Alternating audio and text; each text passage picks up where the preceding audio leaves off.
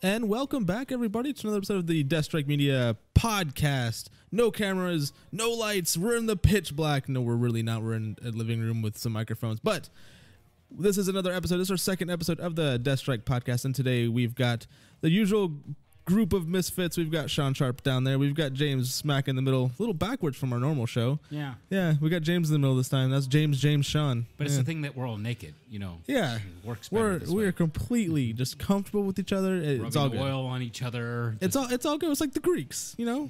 They said, you know, good job, America. Where else we can to you admire go? how skinny I am. Yeah, exactly. You are so damn thin. It's not even funny. It's no kidding. He makes me look fat. I'm really not fat. It's just when I stand next to James, he's that thin and fit. It makes me look bad. That's anybody who stands next to you. You just like, oh, Mr. Thin over there. Oh yeah, no. You immediately feel insecure. You're like, oh, damn it. It's either that or you completely embrace it like I am. It's like, I am a prisoner of gravity, and I will die with planets orbiting me one day. It will happen. By planets, you mean other small children. Yeah, other small bodies will like hover around me. That is correct. But on today's show, we are discussing, is the YouTube community killing the film industry? Is the internet itself killing the film industry? Or are amateur film reviewers killing the major Hollywood productions? I'm not talking about, big film review channels on YouTube or your really good amateur film reviewers who are very subjective, or who are not non-subjective and who can actually give you an honest review without, bringing a lot of emotion into it. Like, Screen Junkies is really good. They bring a lot of humor into it. They do very good reviews. Collider does the same thing. All the small independent people who can do that too. Great. This is not about y'all. This is about everyone else who just kind of jumps off and just hotheads their own sort of, well, they're obviously being paid by somebody, and they're just ranting off crap theories and trashing movies because they didn't like them.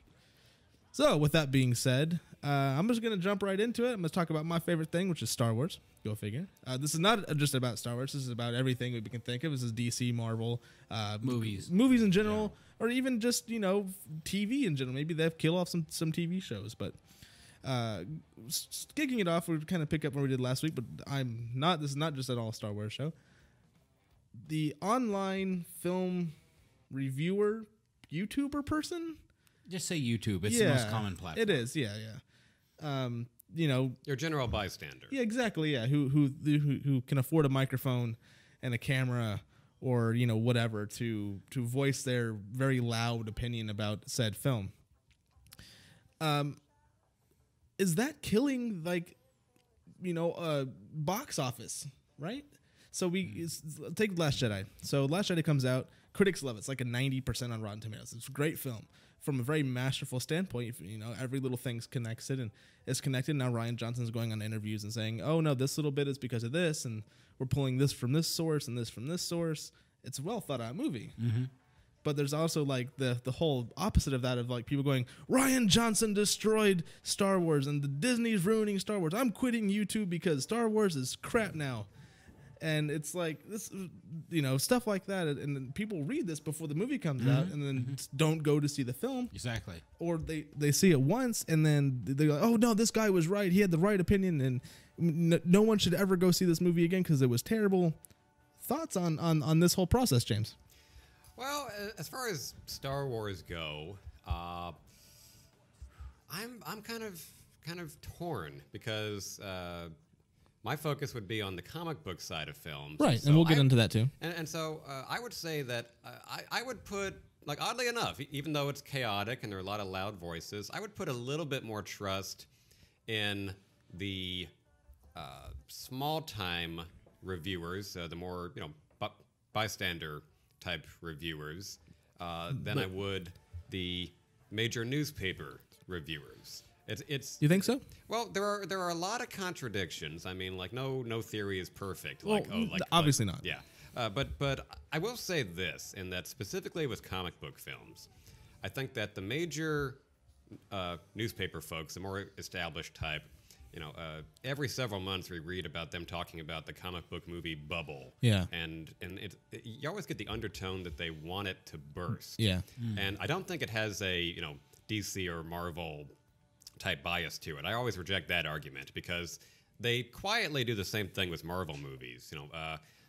Age of Ultron got roughly the same treatment I would say The Last Jedi got, where it was positively received, but they really went out of their way to say, oh, it didn't meet this benchmark versus the first Avengers movie. Yeah. And they were calling it a box office failure, even though it made $1.5 billion. Yeah, $1.5 billion. That's exactly in the same boat as Last Jedi, Yeah, where it's made a shitload of money, and then all of a sudden it's like, oh, it's obviously a failure because it didn't meet these expectations. Right, It's yeah. like, I don't think so. Yeah, so I would say with Last Jedi, it's more of a climate of expectations as far as money that's dragging down, or like bringing in a lot of negative reactions, and it was a different story. Like Force Awakens, I'll say again, where received well by everybody, but was a regurgitation, and so didn't. It had a lot of the same sit well tropes after that a we're while. used to Yeah, seeing. a lot of and- similar yeah, tropes. Yeah. So I don't know. I'm again torn because I do feel like the average YouTuber has to like overreact and be a little extra angry for the sake of getting hits. Well, sure, Yeah. I understand that point But- too. But if that's your only angle for reviewing films, and if that's your stick, great, you found your market, you found a niche. But there's a lot of that.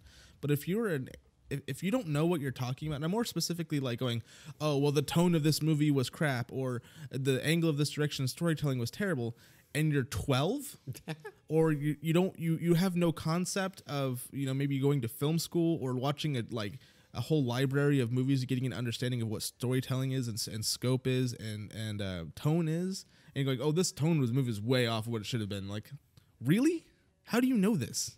But that's more of the angle I'm coming from, is people who throw around these terms and without knowing exactly what they mean, but because they're keywords, right? So if they can focus on like, oh, this is obviously a bad tone of this film. The tone of this movie is obviously shifted. Take the Zack Snyder cut of Joss Whedon. Obviously, they moved tones when Joss Whedon took over for Justice League.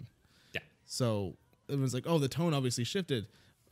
Sure. Yeah, that opens up a whole new can of worms. Where I would say that like I'm gonna try to conclude so I can give Sean a chance to chime in. I would say like with the small time YouTubers, I think a lot of them put on an act to act angry for the sake of getting hits. So that's a problem in itself. But I would say that we get more problems from the established newspaper reviewers who do not understand comic books, have not read up on comic books, and they have a very limited idea of what comics should be. Yeah. Kind of like how they would trash like seminal science fiction movies like 2001: A Space Odyssey and Blade Runner because they weren't B-movie sci-fi entertainment. It's like, Right. oh, how dare this genre actually try to do something? and how dare it branch out? Exactly. How dare they? And so I think that is a issue, and also with comic books specifically, I do think that a lot of the small-time reviewers, and I guess that's the term I'm going to stick with, their problem is that a lot of them could be more diehard comic book fans, and they're more well-read on comics than I am, and so they treat this source material with like such abiding loyalty. Yeah, no. And then when it's altered for the sake of making it into a more mainstream film, they feel like their canon, their text, their tone has been betrayed, and so then that opens up again the problem over there, which is like on one hand, it's nice for comic book movies to be making so much at the box office, but at the same time, there's a built-in base of people who are now watching their comic book source material get altered for the sake of telling a brand new story. So I would just conclude by saying that we have a kind of a combination of culprits in here, where we have more established reviewers who are phoning in a lot of their takes on comic book movies, and we have the small-time reviewers who are going to have to just accept the fact that not everything that's been told to them in a comic book is going to be retold to them over and over again. And that'll come with experience, too. Exactly. Yeah, but what about outside of the comic book film or outside of like a fantasy space opera like Star Wars? Sean, what are your thoughts? Get Sean's opinion here. Okay, I'm going to pull it back to the issue of criticism on YouTube. Yeah. I purposely, as I said in the last podcast, I purposely spent a week on the pros of everything in The Last Jedi. Right. And then spent a week on the cons of everything in The Last Jedi. Haters and Humpers, we called that. Yeah, the Haters and Or you Humpers did. episode. Yeah. And basically, I think 50% of what you see on these YouTube commentaries on the criticism is clickbait. It's clickbait.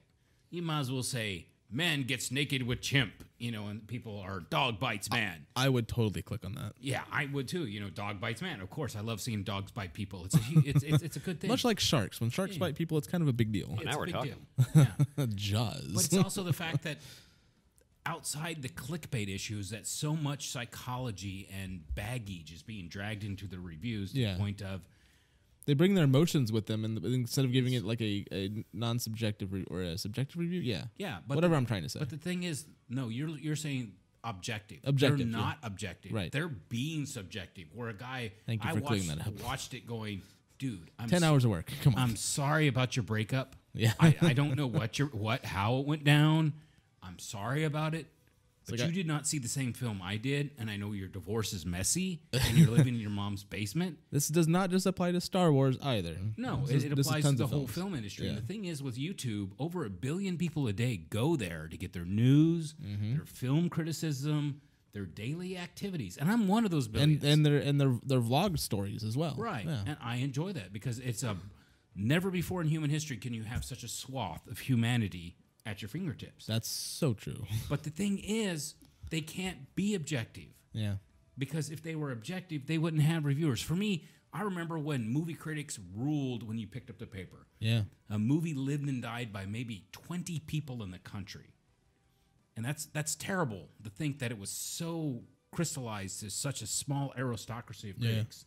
Now everyone's a critic, and it means nothing. Yes. Everyone's a critic and it means nothing. I totally get that. You're right. Yeah, And the thing I is, understand that. I used to look for critics I disagreed with, that if he hated it, I was going to love it. And if they liked it, I knew I was going to hate it. They did the same thing. I remember the first conscious thing about that I can remember is the first Pirates of the Caribbean movie. Right. The critics hated it. Absolutely hated it. And the fan reaction to that movie was overwhelmingly positive. It was one of the best movies of that year, if not the last 5 years. Yeah, when it came out, it was one of the most fantastic adventure stories. Weird concept of bringing a Disney ride to life in a story. Of course, you're adding a cast like Johnny Depp and Jeffrey Rush, but and Orlando Bloom, of course. Keira Knightley, but Legolas. You put an elf in a pirate movie, people are gonna go see it. Yeah, but it's when the critics then said, obviously we don't like this movie, I had the same reactions, like, oh, I'm obviously going to love this movie. Right. Yeah, because it's not high art. It's meant to be fun. And the thing is, if they had stopped, the critics just maybe stick with the art house films. Maybe, I don't know. I'm sorry, a little tangent. If they had just stopped making the one film, it would be an instant classic. It is a classic. Yeah. But I mean, the first one's a classic. It would be revered classic. Yeah. But since it's become a franchise, it's down 7 movies, something like that. Yeah. But on that note, it's the fact that 5. Johnson, the director, That's a lot. Ryan Johnson, has to go around and defend basically the movie he made. When I saw it and went, there's no reason for you to need to defend this. Yeah. No, it was. There's no reason to defend this. Funny thing, like I did bring it up and you brought it up just now about him having to defend this movie on Twitter. I do follow him on Twitter, and he's very smart on Twitter. Like, he doesn't get into debates with fans. He just posts what he wants to post and let the fans go crazy, which is the correct thing to do. Hopefully, that's not him doing it. But the part where spoiler alert, where Luke projects himself onto Crate. Right. Everyone's like, Jedis can't do that. How do you know? Zing for the win for Ryan Johnson. He goes on Twitter. He tweets a picture of his bookshelf. He tweets a picture of this book called The Jedi Code. It's not canon anymore, so it's Legends. So he pulled something from Legends, so it seems. He opens it up, goes it up, finds a page. Advanced Jedi techniques. Doppelganger. Yeah.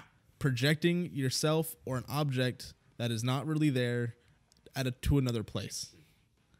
Pulled it right out of the Legends. But that's and no one knew, and everyone gave him shit for it. Yeah, that's what? That's a sad thing. If you really think about it, what's more of a force projecting than a force ghost? Yeah, you're dead. Yeah, you're freaking dead. You're taking the dirt nap and you're projecting yourself in this world. Yeah, exactly. Yeah. Okay, so would I have liked Luke to been on Crate? Yes, sure, everyone would have. Sure. But the sheer power it took to do that. Yeah, and it was something that was in the Legend Arcana. Yeah, it was. It's like straight up.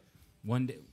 My wife still makes fun of me for this, for the fact that I was on a 12-hour rant over Mid-Mercian Anglo-Saxons and the influence on Tolkien's work. Didn't you get in that debate in England? Yes. Yeah. Wasn't it at the pub where C.S. Lewis wrote a lot of his books? C.S. Lewis and Tolkien read their works for the first time. What was the name of that pub? The Eagle and Child. Eagle and Child, yes. It's across the street from the Bodleian, the oldest and largest continuing library. Not that I'm a fan of the place or sponsor it in any way. Please sponsor us. And it's the plain fact that... maybe do a Patreon? I don't know. Yeah, they were terrified that I was... For the record, when you mention you're a Texan and you're angry in a foreign country... People leave. They leave you alone. Completely get up. They stopped eating. People got up and stopped eating their luncheon and drinking and left the pub. Well, you also had the same reaction when they said you ordered a beer, like, we have only cider. You're like, what? Let's be honest. It was ale. I ordered an ale. Yeah, I had traveled over 3,000 miles to get an ale from a pub. In Tolkien's pub and smoke a pipe. Yep, and they said, we have cider. Yes. Yeah. The poor Scotsman was terrified, and I had to apologize. I came back an hour later because my wife was like, I can't believe you were doing this. I wish I was there to see that, but that was, I think it was was that for your honeymoon? That was our honeymoon. Yeah, I wasn't going to be there for that one, but no, that was mighty impressive. But get off of Star Wars because this is not technically a Star Wars show. But it's the issue of, the original question is the effect of the YouTube and actually the internet upon movies. Yeah, that's the general idea of this topic. And as I said, is the fact that everything used to be controlled by an aristocracy of critics. Yep. Now we have the open critic on YouTube, basically. Right. And everyone's bringing their baggage. Yeah. They don't understand. They really don't know what the term objectivity is. Yeah. And don't get me wrong. There's a lot of passionate fans for whatever their fandom is. Even Pokemon is still a huge fandom for people. Anime's huge, and people will defend their one particular anime over anybody else's anime to the teeth. They'll knock each other down over it. And it's like, you're all in the same genre. Just chill out, yo. Be happy with what you got. Yeah. But that's not ever going to be the case for anything. Like, as much as it pains me to say, as someone who, did study journalism, I do think that the old, I guess you can call them the aristocracy. Again, I feel like that they've just about lost their way. And again, I don't feel like that they're qualified to review certain movies. I'm going to go back to my default gripe with the established press and talk about Batman v Superman. Yeah, go ahead. I have a review from the Wall Street Journal where this critic clearly phoned in everything and did not want to be sitting in that theater watching that movie.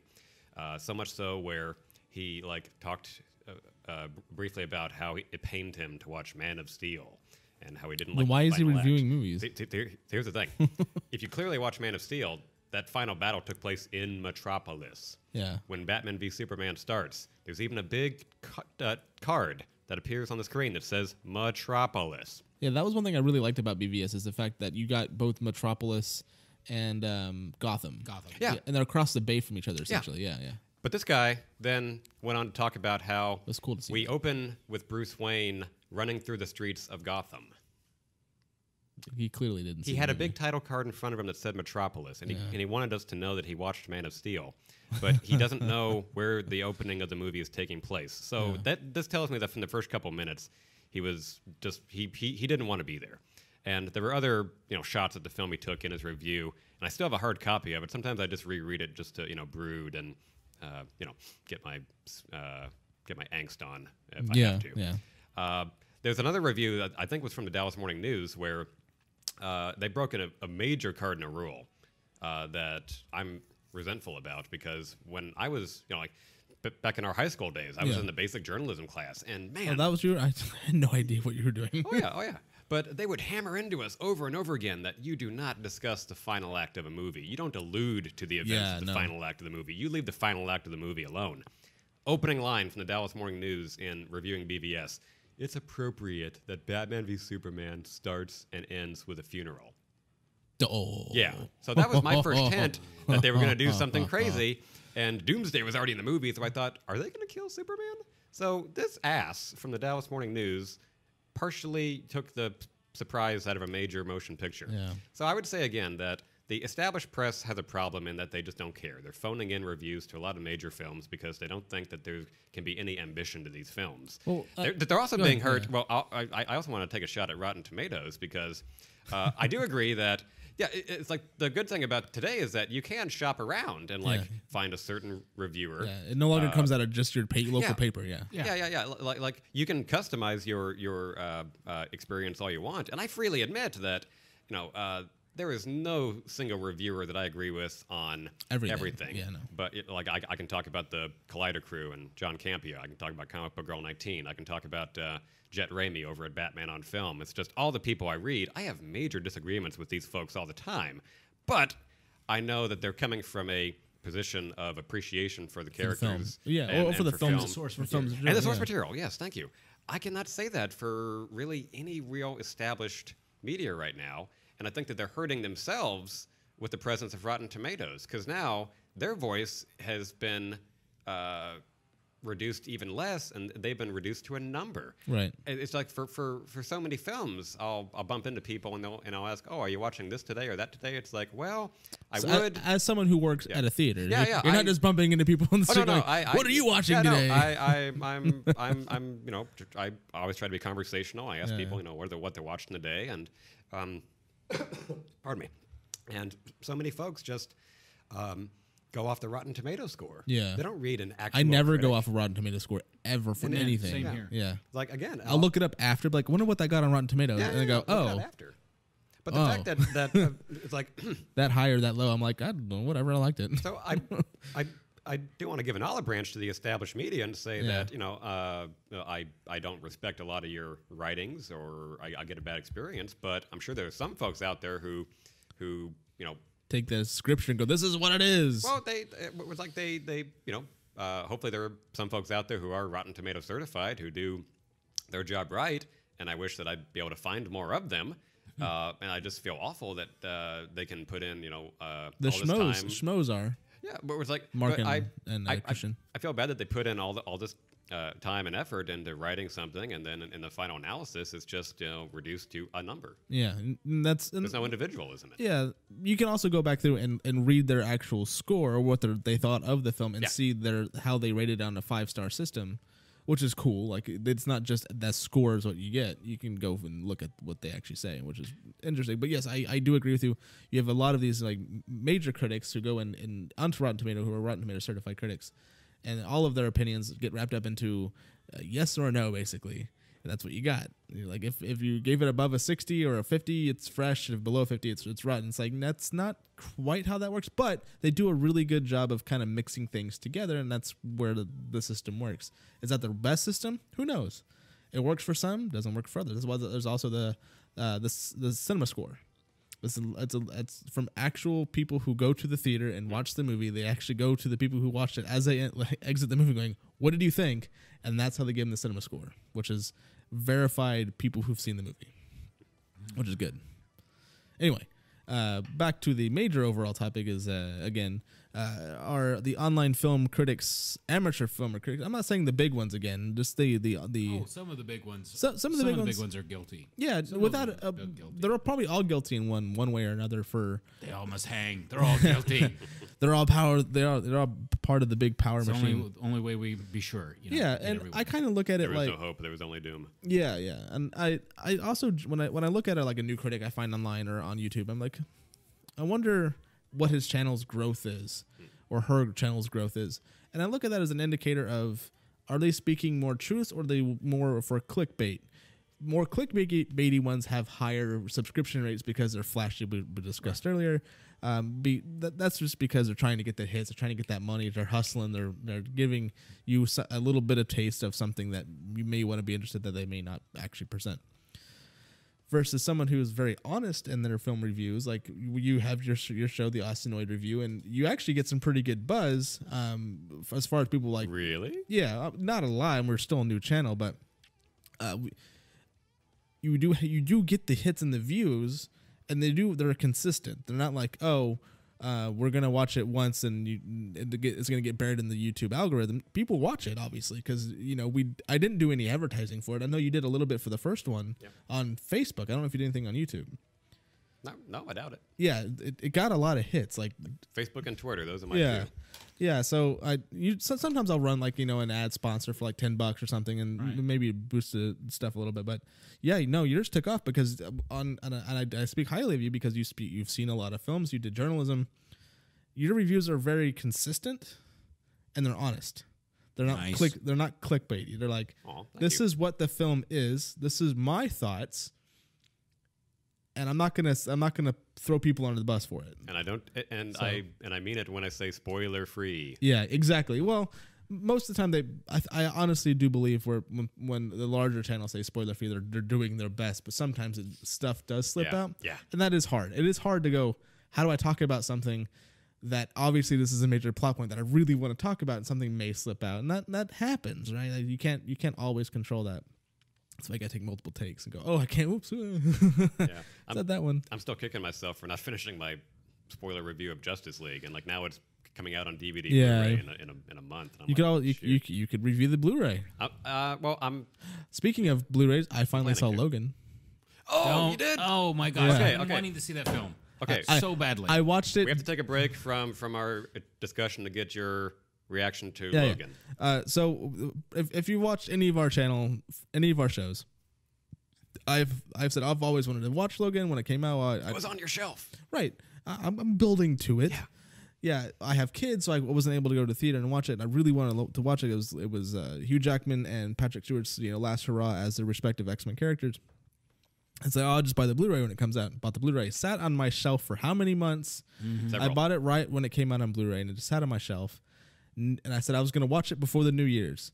I failed, but I watched it New Year's Day. Close enough. That's close enough. That's close enough, right? So, right when I started, I had my daughter who's 4 months old, and I was like, oh, she's not going to pay attention, obviously. So I can. My son was, I don't remember where he was, but he wasn't in the house, so I was able to watch it because he's now picking up on movies, so he obviously couldn't watch that one.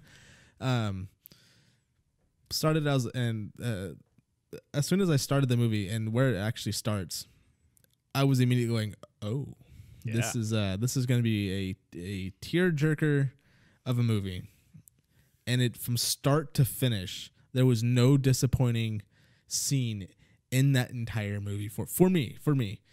Seeing the last Hugh Jackman iteration of Wolverine was spectacular. Like there's one of the first scenes of the movie. Have you seen this? Sean? Have you seen it? Yeah. No. Yeah. I live with someone who will not watch dark films. This is a dark film. Yes, and the thing is, I watched, and if I can do a shout out, and I don't mean to talk very loud. No, go ahead. But this is a film I'm very excited about. We got some time because Wolverine is such a masculine character, especially from the 70s and 80s, and he's kind of run his circuit, all the iterations of 15 years he's been, like, Hugh Jackman's been Wolverine on 17 on the big screen. On the big screen. Yeah. 17. First X-Men movie was in 2000. Yeah. But he was popular when he came out in the Hulk comic. So. To peg another reviewer that I know James greatly respects, Comic Girl 19. Yeah. I watched a review where it was called Logan with all the feels. Yeah. And she was like going through an emotional breakdown. Yeah, it's one of those films that's definitely hard to watch twice. Well, apparently she does her movie reviews while drinking. Well, and it was like, I can't watch this because I'm tearing up because she's crying so much. It's like, I need to just not watch this. Right. One of the opening scenes of the film is you finally get a gauge at how old Logan actually is. I'm not going to ruin it because you need to see it. It's all right. Believe me, I've studied it. Okay. It doesn't spoil anything. Okay. For me. The opening scene where the carjackers are there taking his the rims off of his car. Like literally the firest line of the movie is just, oh, fuck. Yeah. Like he tried to barter with him. He's like, please don't do that. And he he goes to they beat him up pretty good. He didn't want to fight, but he goes to take out his claws, and one of his claws doesn't come all the way out. Got stuck. It got stuck, and you're like, oh damn. Well, that's obviously not supposed to happen. You can still stab someone, right? But enough. that shows his age, and if you can think of it, what do we think of who has similar things? Cats have that, right? So whenever their claws get stuck, that either means they have something wrong with them, or they're just old, super old. Of course, Comic Girl 19 rated as male impotence. Yeah. Which Well, that's kind of what they're hinting at kind too. of what it was hinting at. Yeah. Is like he's not a spring chicken. Right, and you know, if you He's believe, rusty. if you believe all the lore, and if depends on how tight the comics tie into the X-Men universe, which the X-Men universe is all over the place. He was part of World War I and World War II. No, he was part of the Civil War. Civil War, yeah. The American Civil War, Yeah. and even the Canadian, French Indian War. Yes. So he's been around the block a few times, if it all ties together, right? So you have old man Logan who just ejects the claws for one more time, and they don't come out. He's like, ugh. Well, okay, this isn't going to go as planned. And from that point on, nothing goes as planned for him up until the very end. And the very end, how Xavier goes out was heartbreaking. The when Logan gets taken out, you knew that was the end. Like there was no coming back from that because it's like that's it. That's all it is. Like that's all you got. So. Yeah, outstanding movie. I hope it gets nominated for some sort of an award. Give it something. Yeah. You know, the great hope is, and it's also the fact that, you know, and I am in spoiler territory, the fact that the thing that made him Wolverine, not just Logan, Right. but Wolverine, the adamantium and the claws, turns out to be the number one thing killing. Yeah. And it's the great curse. It's like, and the equation to the movie Shane. Yeah. The fact that he's a gunfighter in an era that no longer needs gunfighters. He's a mutant hero in an era that there's no longer mutants. has Yeah. mutant heroes. That doesn't have mutant heroes until you meet this new generation of the new mutants, which I assume that's going to be Yeah, eventually. that's what they are in production of a new The Mutants movie, yeah, Yeah. which is terrifying because I think the trailer came out for that, and it's utterly like a horror film. Well, you have to wait longer. They pushed it to I know, 2019. but they moved Deadpool up though.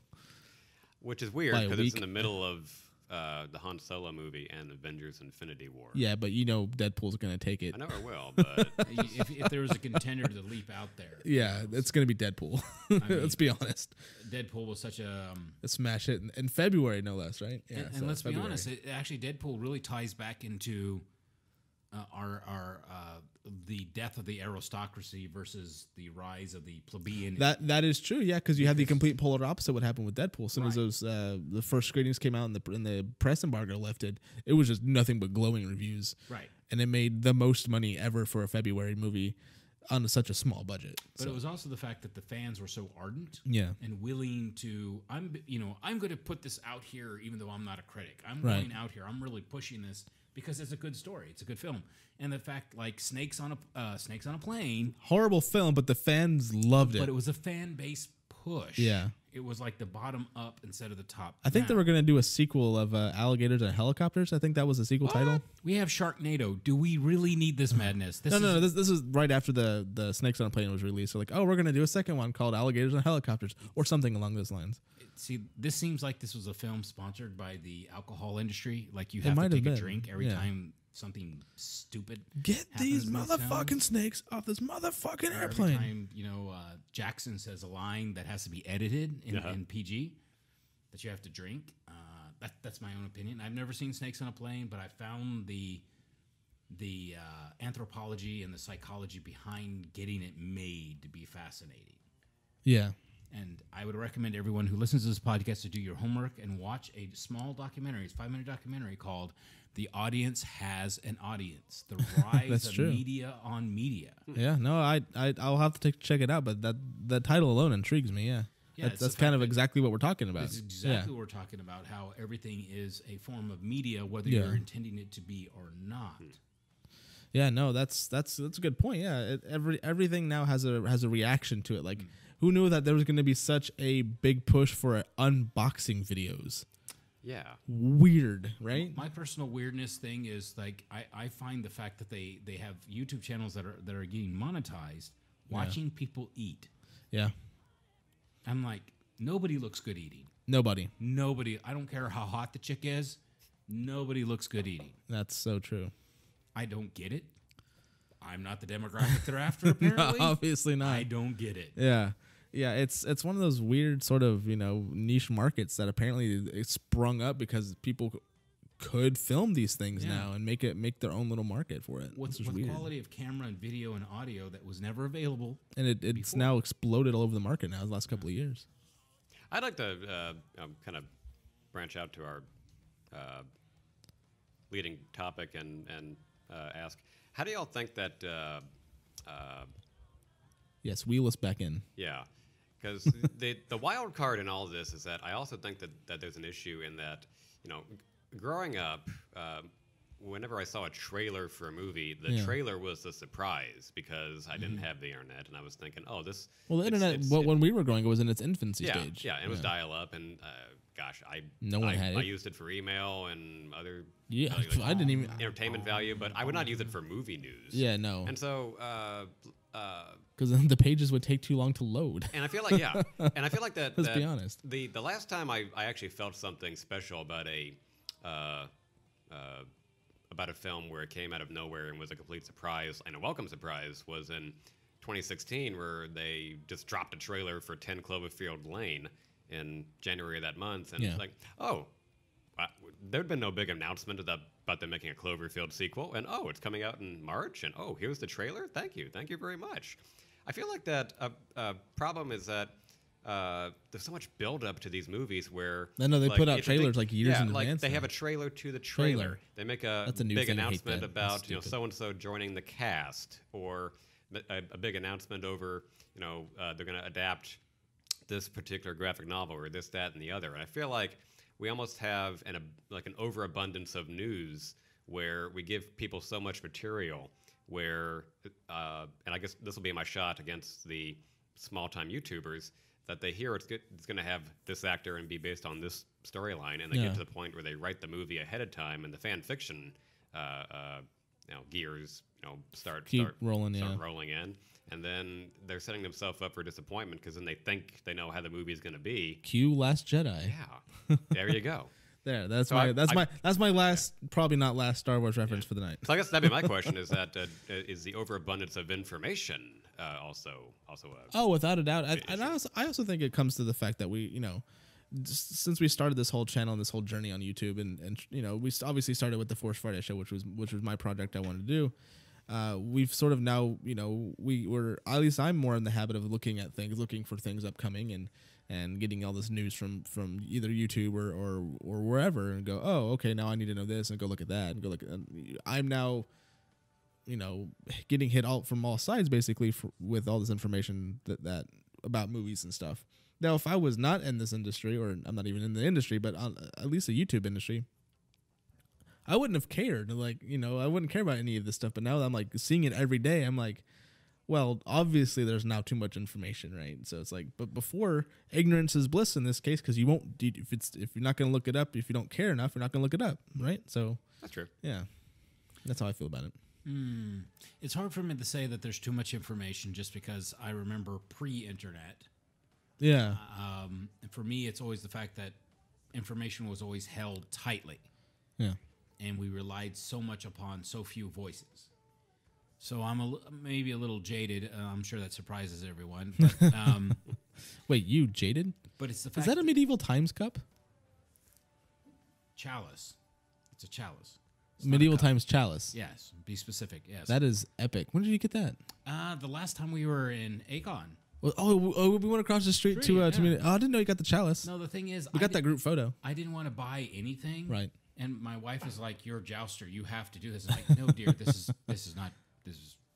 Don't bring this up around any of the jousters. Don't. I went to Medieval Times. I'm already shamed enough because I fall off horses all the time." Yeah. If you guys didn't know, Sean has jousted. He went to jousting school. Well, we sent him to jousting school. We basically paid money for him to fall off horses and get hit with lances. Perfectly good horse. Perfectly good horse too. Yeah. When y'all say you sent him off to jousting school, I get imagine y'all we packed him a lunch and a backpack and putting him on the bus. No, it's something I've always wanted to do on YouTube. The thing is, I have all this footage because it was out in the middle of, we're off topic, but BFE Texas. Yeah. And when you're in BFE Texas, and if you know what that acronym means, good for you. I mean, the term talking to you is more fun than shooting strangers. That was a phrase that came up. Now, I come from nowhere, Texas. Yeah. I speak bucktooth. So I am speaking about my people. Yeah. Where there are white robes somewhere in someone's closet, not that far off. Probably that kind of thing. Yeah. So basically, if you jousted and went to Ren fairs, they thought you were devil worshippers. And this is 2015. This is 2014. It's like, So because I wear armor and ride a horse, I'm a devil worshiper. Well, sure. Sure. I mean, this was really back nothing. East Texas. And if we have any back East Texas fans, I don't care. I got nothing for you. Because that's where I'm from. I will defend my statement. Yeah. But I hear you. It's kind of, once again, back to the information issue, is the fact that so much information was a chokehold for so long.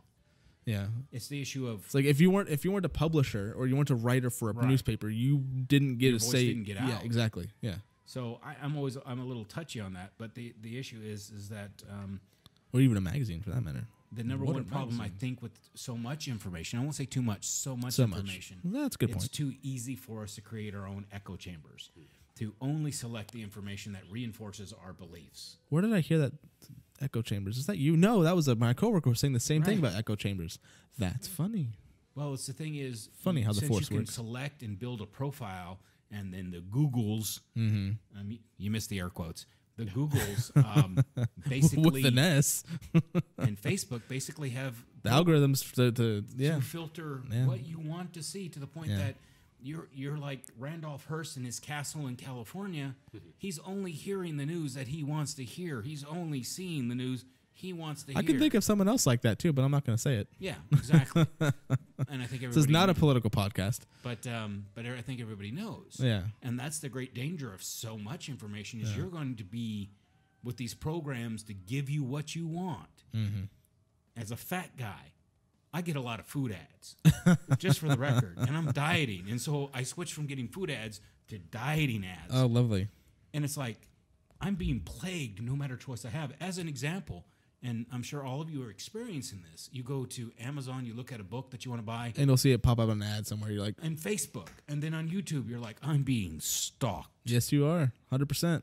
So it's the fact that By the algorithm gods. you can create an environment where you're only hearing your own voice in the long run. Yeah. And that is the problem with so much information, where a critic is supposed to be objective, is supposed to cut through all that to go, you guys are missing these key points. Yep.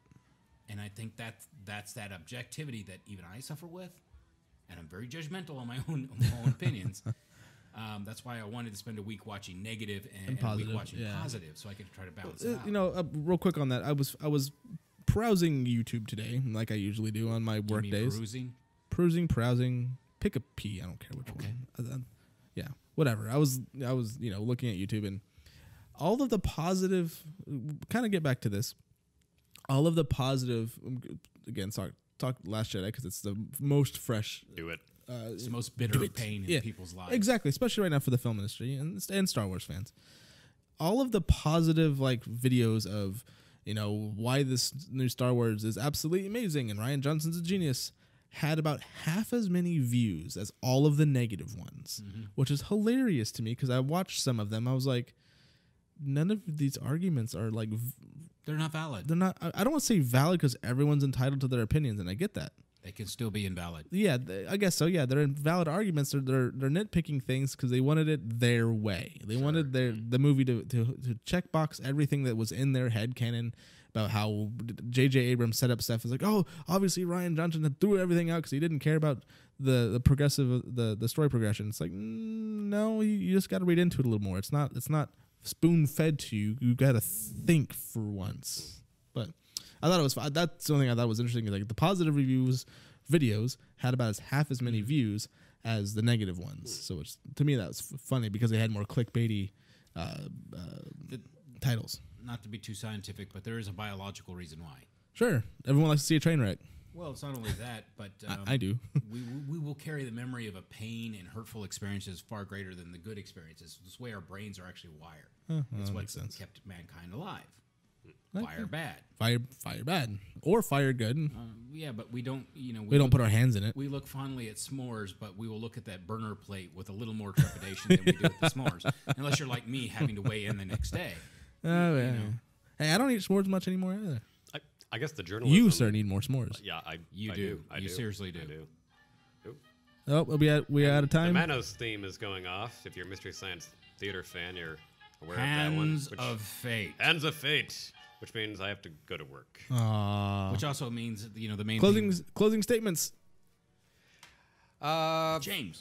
we all have a lot of homework to do. I would say, again, I would defend the average person on YouTube because they are average. And I would say to them that they need to try to govern their passions a little bit more and recognize that having these characters and comics and stories that they love adapted for screen is a necessary evil for it to reach a wider audience. Yeah. I would say to the established press that their homework should be actually reading these comics and seminal works, so they actually understand that these aren't cookie cutter characters that are only meant to provide plot lines to popcorn flicks. These are characters that people care about, and they can teach you essential life lessons if you just calm down, watch the movie, don't just phone it in, but actually pay attention to the film and try to understand why these characters have such wide appeal. So we all have room for improvement, and I would say that as we're going through this journey of perfecting our voice online, that we just try to listen to more people, read more comic books, and then just take a deep breath and think before you speak.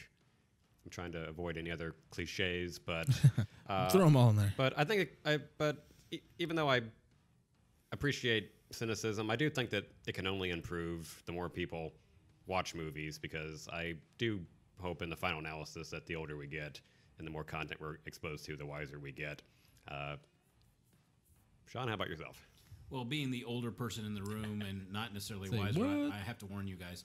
The older you get, you don't get any wiser. I hate to tell you this. Damn. You may get a little calmer. You just turn to old man Batman. Yeah, you don't get any wiser. Old man Bruce Wayne. My thing is, I'm going to do a favor for the critics and the movie industry simultaneously. Yeah, go for it. As much as a contradiction as it sounds. See everything twice. That's a good rule. Once see it for your own raw emotion, then go back and see it and analyze it. Yeah. Where you're not as passionate. The thing is, franchises have been destroyed for myself because I watched it and I was so psychologically attached to it. I know which franchise you're talking about. Exactly. And I can't bring myself to go back and watch it. No, there was one scene that you just could not relate to. They ruined it. I couldn't get over it to this day. That it still hurts me. But the thing is, as someone who takes, if you take your media studies seriously, and you're a human, you're part of the media, whether you know it or not. You have a phone. You have a phone that is a supercomputer. Yeah, basically. That has more computing power than what put the landing lunar module on the moon. Yep. So you're part of media. The thing is, we are so tied to these ideals and these constructs. Watch it first time for your pure, raw enjoyment of watching it. But go back, do yourself a favor, do your friends a favor, because I guarantee you, if you have they don't want to hear it. They don't want to hear it. They want to have their own joy. And I say that to everyone: watch it a second time, and then analyze and pick it apart. Yep. Enjoy it first, then analyze. Well, I can't say anything better than what these two other fine gents have said. But with that being said, guys, what do you guys think? Do you guys think the online film critic or the amateur film critic who has a lot of passion and heart and who will say the damnedest things just to maybe get clickbaity stuff? Do you think that's ruining the film going audience, or do you think it's us as a human species or media people who are constantly giving information that is ruining the overall film going experience? Well, that's going to be it for us, guys. Let us know in the comments below your thoughts on the said topic, and we'll see you guys next week.